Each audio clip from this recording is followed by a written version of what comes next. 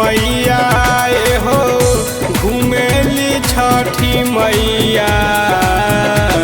ए सैया हो दोनों प्राणी सतहिया रघ देवे के होना। ए सैया हो दोनों प्राणी सतहिया रघ देवे के होना।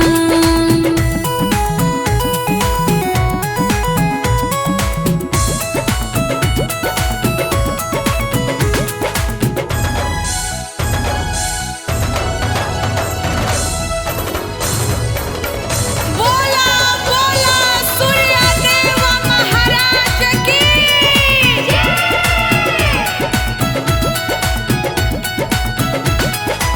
सूरज देव रथवा हकी है, सूरज देव रथवा हकी है। ले जाई है सबके घाटवा माई हो, ले जाई है सबके घाटवा।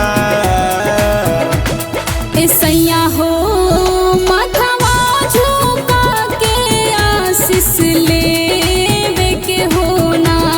ए सैया हो माथवा झुका के आशीष लेवे के होना।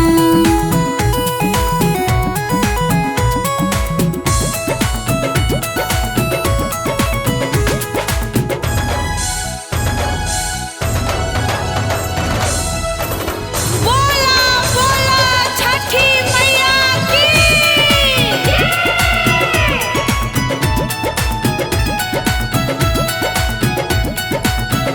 फल फल हारी सीजनी, फल फल हारी सीजनी। पुआ ठेकुआ भी खई है माई हो,